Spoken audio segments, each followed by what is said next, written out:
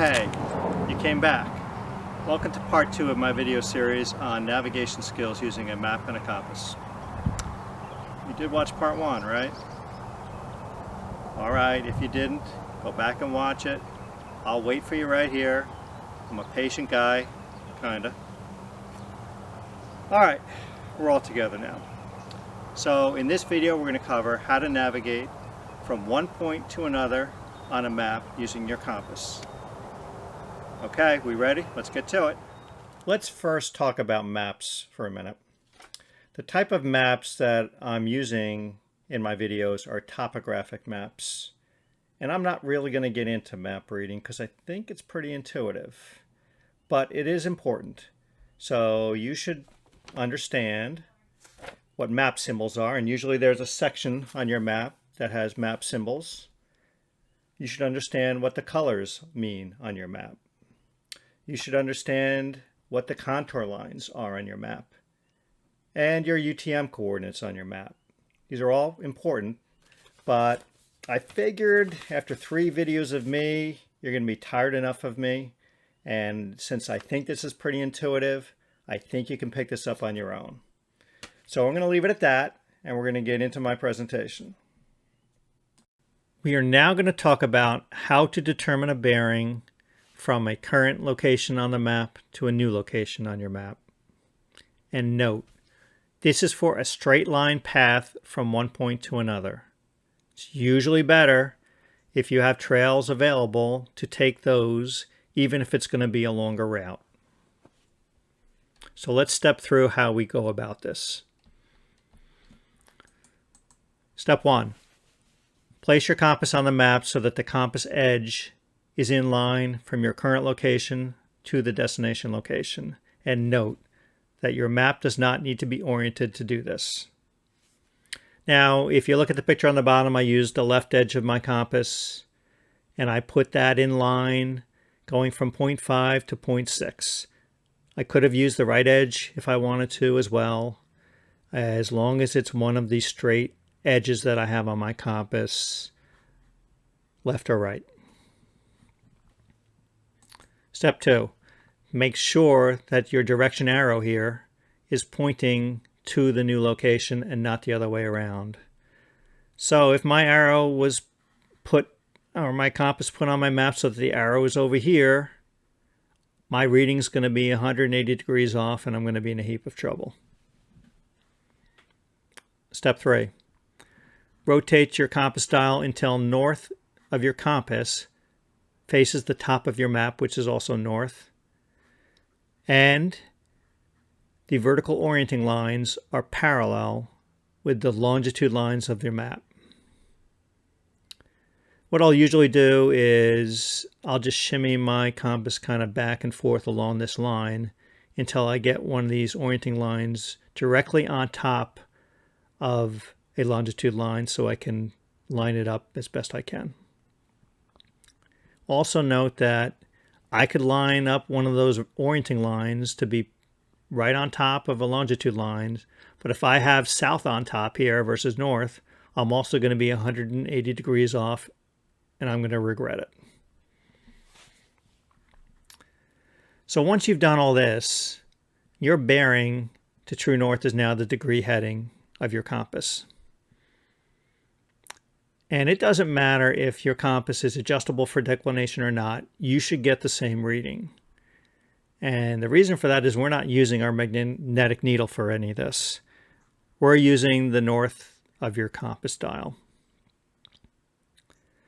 However, if your compass is adjustable for declination, I can now take my compass off the map and head in that direction.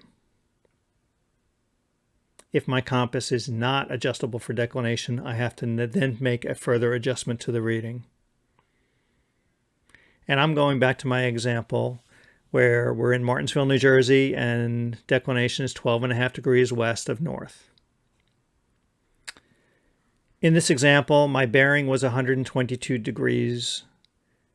And again, if I have a compass that's adjustable for declination, I can just head off at 122 degrees. However, for my compass that doesn't adjust for declination, that 122 degrees is going to be in relation to true north. But I know I'm going to have to get a little bit further over here to get to magnetic north. So I have to add 12.5 degrees to that reading. And in this example, I have to go to 134.5 degrees. Now, if you have easterly declination, then you're going to do the opposite. Instead of adding, you're going to be subtracting. But you need to make that adjustment. All right, I'm going to get into an example, a video example, next. Now I'll show you how to get a bearing from one point to another on the map, and we're using 0.5 to 0.6 on the map. And I will put my compass on the map with the edge of my compass along that line going from 5 to 6. And I will make sure that my arrow is pointing to my destination and not away. If I put my compass like so, thinking I've got my edge lined up, but my arrow is going away, ooh, I'm not going to be happy with myself later. Okay, so let's put our compass back and line up our edge. Next thing you do is you're rotating your dial, and another checkpoint is make sure you've got north on top here where north of your map is. And if you've got south up here, you're also not going to be very happy with yourself later. Okay, now what I'll usually do, we're trying to now get one of these orienting lines parallel with a longitude line and rotate my dial until I do that. If I can, and it's not always possible, I'll shift my compass along that line until I get one of those orienting lines kind of directly on top of one of these longitude lines as best I can. And if I can do that, it makes it a little easier for me to line up. But once I do line up my orienting line to be parallel, I take my reading here and I'm good to go. I've got my 122 degree reading, and I can take my compass off the map and head in that bearing. So following through on the prior slide, now that you've determined what direction you need to travel, let's talk about how you get there. So step one, you've gotten your bearing, you take your compass off the map, and you're keeping that degree heading, although if you did need to adjust it for declination, you've done that. Step two is hold your compass flat in your hand, extended straight forward from your body. Step three, turn your entire body until the compass needle points to magnetic north setting, so you've got that lined up within that orienting arrow. Your red is in the shed. Step four, you're there. The direction you want to travel is now in line with that direction of travel arrow of your compass. So if you just draw a straight line forward, that's where you need to head. Now note, you can hold that compass in your hand and keep walking along that line, keeping that red in the shed the entire time as you go to your destination. What's easier though is if you can look along that direction of travel line and find something as a landmark that you can head towards. And it could be, say, a tree or a big rock or something that you can identify that you can head towards. And make sure you're communicating that to others in your party so you all know where you're heading. We're heading to that tree right there. And if you can do that, then you can just put that compass in your pocket and head right to that spot. And then once you get there, take your compass back out, make sure you're at the same bearing, and look along that direction of travel line and try and find the next item to head towards. And it'll be a lot easier for you. Note too that there's going to be a margin of error, some uncertainty. So using a compass to navigate isn't that exact a science. So make sure that you're keeping your eyes open along the way. Don't expect that you're going to get to your target exactly. All right, I'm just going to give a quick demo of this. I'm not sure how well this is going to work. I have to stand up, so let's see. I want to hold my compass flat in my hand, and I want to turn my entire body until I get my red in the shed, and then I can head off in that direction. Do not just turn your arm, turn your entire body until you get that red in the shed and then head off. You want to hold it about waist height with your arm extended for a compass that doesn't have a mirror.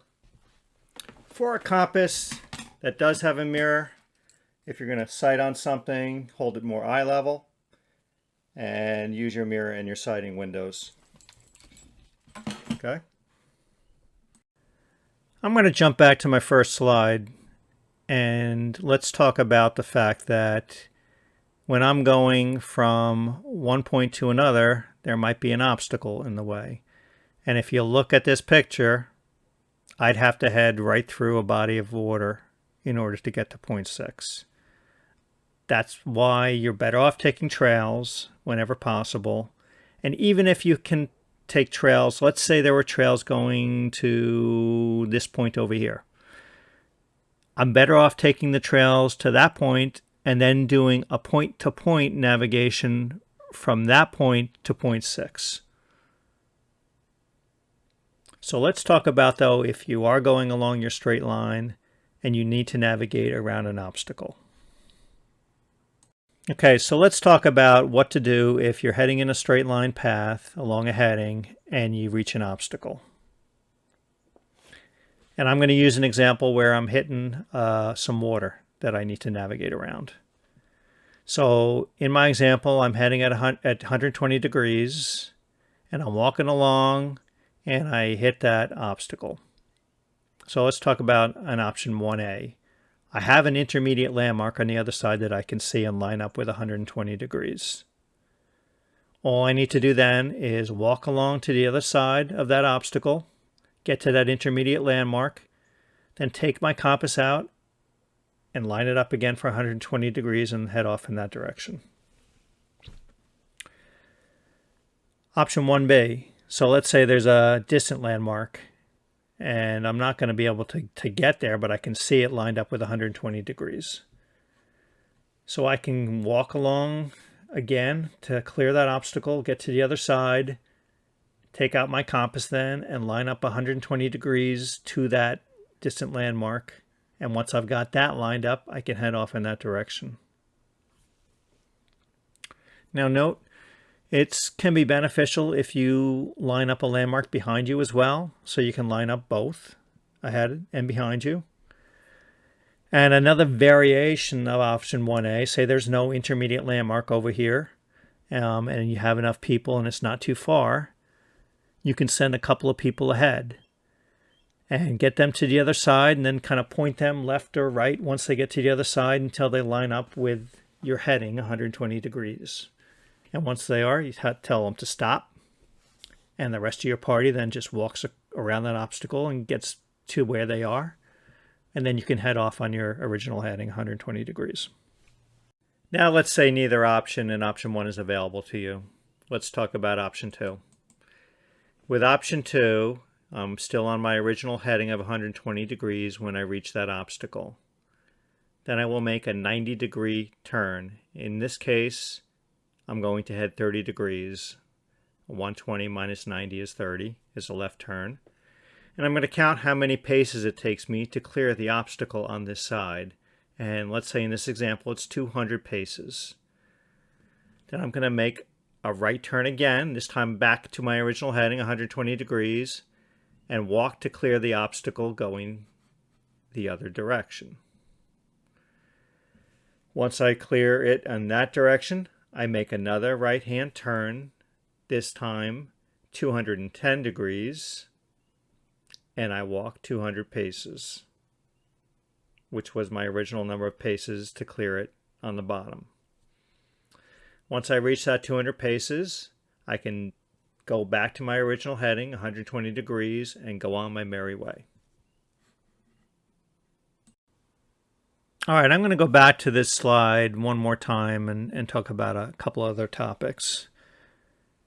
One is, if you see point 6 that I was heading towards, behind point 6 is a trail. And that can be very useful. What that means is if I'm going past point 6 and I hit that trail, I know I've gone too far. Let's say I've drifted off to the left of point 6. I know that I've passed my destination point once I hit that trail, and I've got to turn back a little bit. And they call that a backstop or a catching feature. It doesn't have to be a trail. It could be a road. It could be a body of water.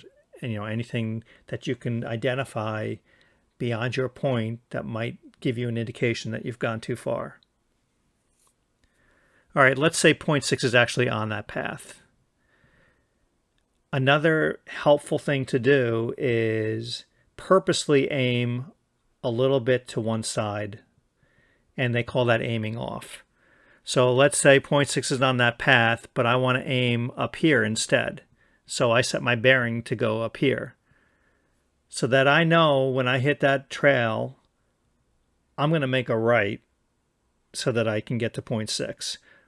Versus I'm heading straight at point 6, and I hit that trail, but I don't really see my destination, and I'm not quite sure if I have to go left or right. So aiming off can be a useful tool for you. All right, I have one last topic for today, and you are done with me for now. Cue the cheering. So we talked about getting a bearing off a map and then heading off in that bearing. We didn't really talk about distance. And you can measure that distance using the ruler on your compass and bringing it to the scale on your map and converting it to actual distance. But then there's the matter of tracking your distance. And there's a couple of ways to do it. One is called pacing. And what a pace is as you're walking along, every time the same foot hits the ground, the distance between. So let's say I'm walking and I take my right foot hits. I start measuring. My left foot hits, not yet. My right foot hits again. I stop measuring.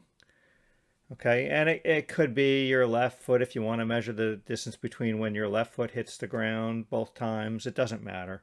But that's essentially what a pace is. And typically what you'll do is before you head on a trip, you'll establish a baseline.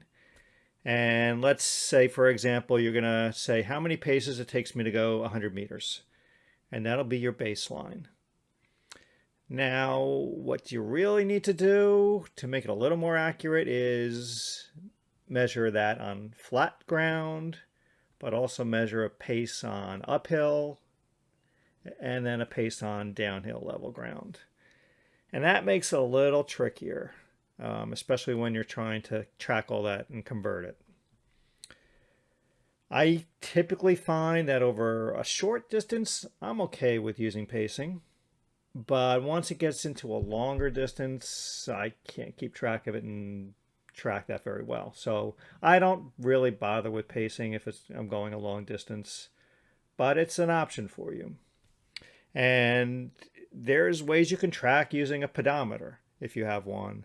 Or I've seen pacing beads, and what that is every X number of paces you take, you flip a bead down. You have a string of beads, and you flip one down. And then the next X number of paces, you flip the next bead down. Let's say it's 1/10 of a mile, as an example. Every, paces for 1/10 of a mile, you're flipping a bead down. And after you've gotten through 10 beads, you've gone a mile. And then you start, tracking the next mile. So there's ways to do it. I don't do it myself. Another way you can rougher estimate, but you can estimate distance by knowing how fast, what speed you hike at. So let's say with my backpack on, I average, 2.5 miles per hour as an example. So I can track my distance, tracking my time that I'm hiking. Really, you need to also know a speed going uphill as well and downhill as well, because that factors into it as well, and that makes it trickier as well. Again, on a longer distance, I don't use either. I just kind of know my surroundings on my map and where I'm seeing and associate them and figure out where I am based on that. I don't try and do either method, but there are options for you, and you can do those if you want. And I think that's it. That's all I'm going to touch upon for that. So we're done for right now. Good job. We are done with video 2. One more to go. And we'll see you in video 3.